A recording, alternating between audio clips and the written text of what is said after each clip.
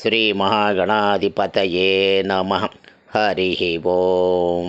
శుక్లాంబరధరం విష్ణుం శశివర్ణం చతుర్భుజం ప్రసన్నవదనం ధ్యాయే సర్వవిఘ్నోపశాంతయే.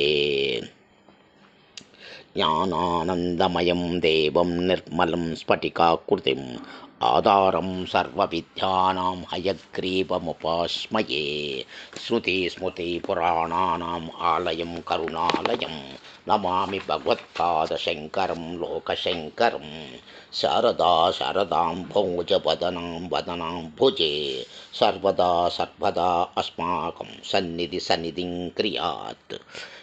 ఆదిత్యాయ చ సోమాయ మంగళాయ బుధాయ చ గురుశుక్రశనిశ్చ రాఘవే కేతవే నమః.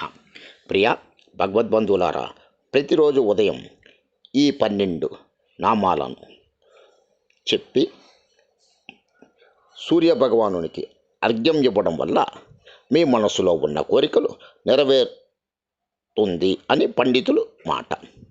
అలానే ప్రతిరోజు చదివినా కూడా ఈ ఒక 12 నామాలను, నవగ్రహాలకు అధిపతి సూర్యుడు కాబట్టి నవగ్రహ దోషాలు తొలగి ఆయురారోగ్యాలు మరియు ప్రతి పనిలోనూ విజయం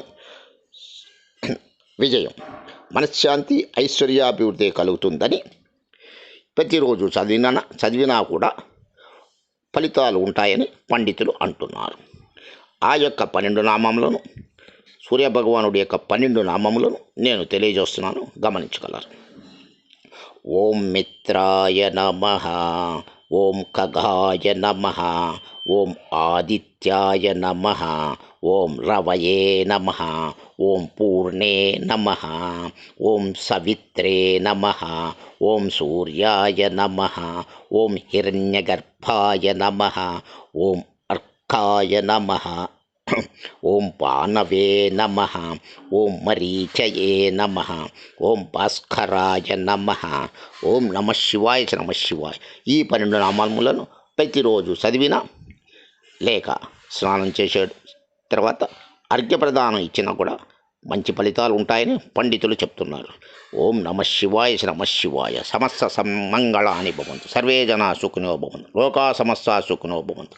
ఓం శాంతి శాంతి శాంతి. ఓం శాంతి.